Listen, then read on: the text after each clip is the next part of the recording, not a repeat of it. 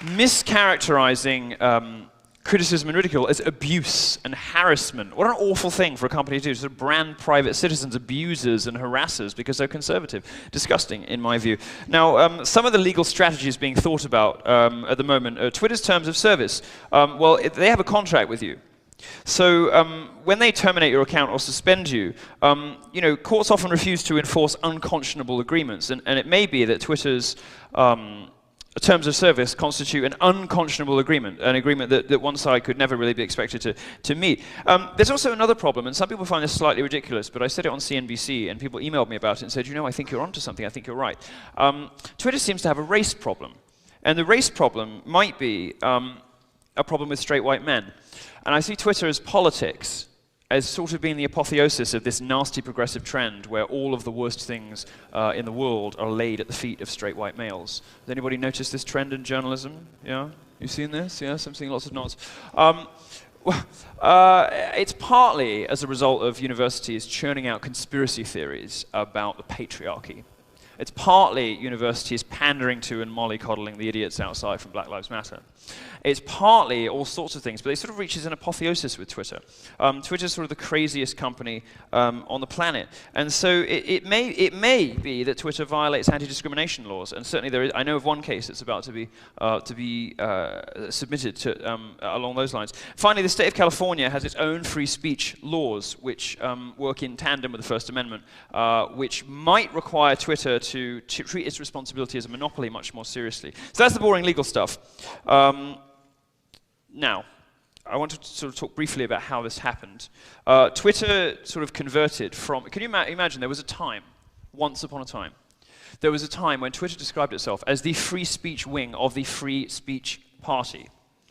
Seems absurd to us now. I can hear people muttering under their breath with sort of astonishment. But that's how Jack Dorsey described it. He described it to Nick Bilton of the New York Times in the book Hatching Twitter, like a utility.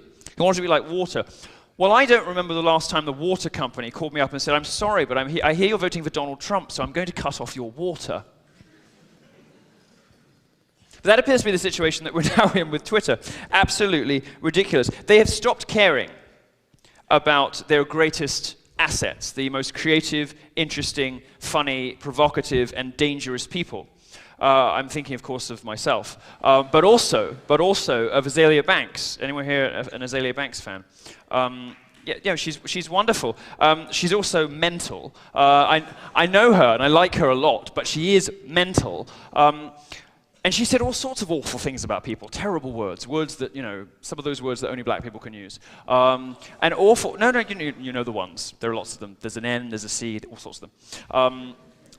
And one day she sort of started on the wrong person. Except it wasn't really, I don't know if it was that, because she's basically used terrible words about people forever. But she got suspended 2 weeks after she did what? Does anyone know? Endorsed Donald Trump. So it's a very remarkable thing that's going on, and it's clearly a political dimension to it. All of the most mischievous, dissident, subversive personalities are either losing interest in Twitter or getting kicked off. Well, this is a disaster for the platform. Things are going to go very, very badly wrong for Twitter in the future as a result. This is true of every social media giant. Of course, Facebook is just as bad. Twitter, of course, was once the home of political radicalism. It was one of the primary platforms for Occupy Wall Street and the primary platform for what we call the Arab Spring. It'd be difficult to imagine any similar movement emerging on the platform today. It's very difficult to imagine anything meaningful or substantive happening on the platform. Can you imagine third world revolutionaries using Twitter today, topple the dictator, march on his palace, pull down his sorry, you've been suspended for targeted harassment? I mean, you see, I put it in a ridiculous way like this because, to demonstrate to you how stupid it is. Twitter is selling itself as an engine of social change, as a platform where anyone can say anything, and the big ideological wars of the day can be waged online. Not so much. A progressive left piles disingenuous demands for rules against abuse, harassment, and hate speech onto this company. As always, these words are just another way of saying, you hurt my feelings.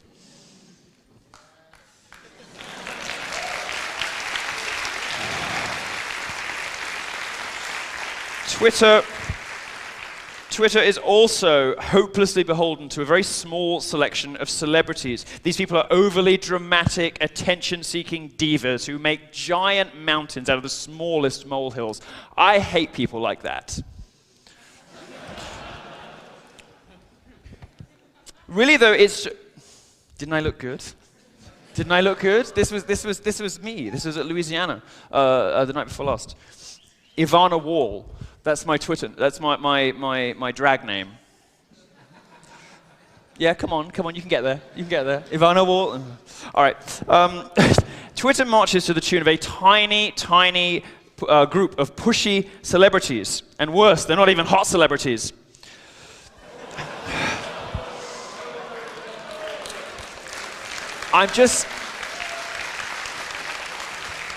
They're not even the hot ones. I mean, if you're going to sell out your core values to a celebrity, at least pick somebody good looking. No. We don't have any of that in here. Stop it. Showbiz is one of the few areas in which the handsome and the fashionable are still supposed to win out over the grotesque. Not in the world of Twitter. It was BuzzFeed, in a rare act of passable journalism, that revealed the extent of what? What? It was a rare act of passable journalism. Oh, look, isn't this nice? Look, I love that. Let's see this. Come here. Aww. Well, thank you. Dick's out for Milo and Harambe. Well, go on then.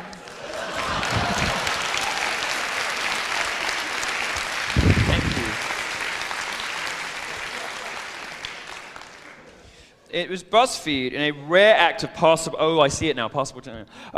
revealed the extent of corruption at Twitter. Zelda Williams threatened to quit. She threatened to quit the network. And unlike Leslie Jones, she is at least about a 7.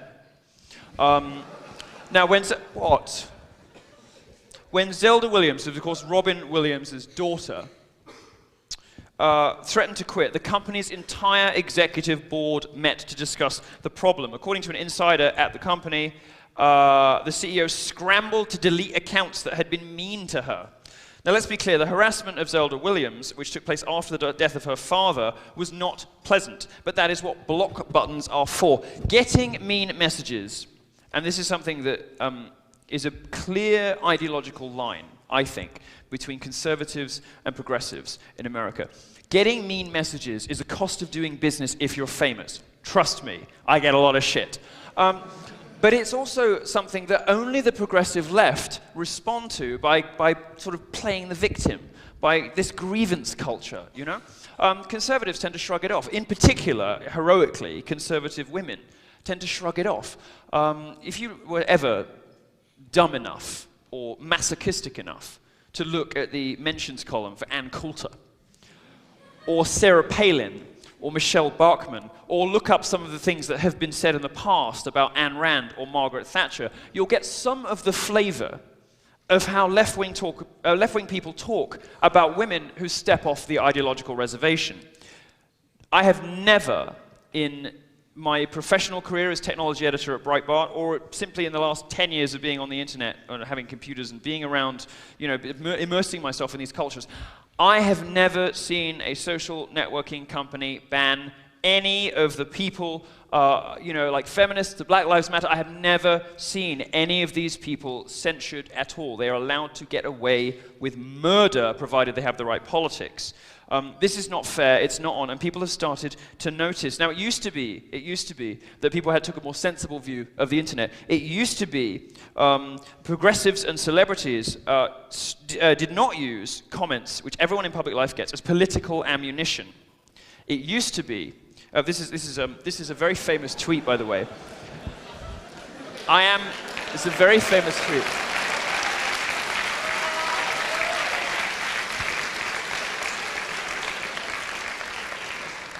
As ever, somebody black said it better, in words that I can't repeat to you. Tyler, the creator, this is a very famous tweet on the internet. There's many, look at the numbers, amazing. Which basically sums up my philosophy. But the left isn't engaged in this crusade of pretending that words are violent. So you say, this is where the safe spaces thing comes from. Nobody really needs to be safe from words, do they? They're just words. But if you phrase it as personal safety, suddenly the grown-ups get very upset. They start to pay attention. They start to get worried about it. So this is something that has happened. This is something that is absurd. I mean, if you were to ban everyone who hurt people's feelings on Twitter, you would have to ban every gay man. You would have to ban every feminist, every Black Lives Matter activist, and, by the way, every journalist. That would leave about 11 people on Twitter.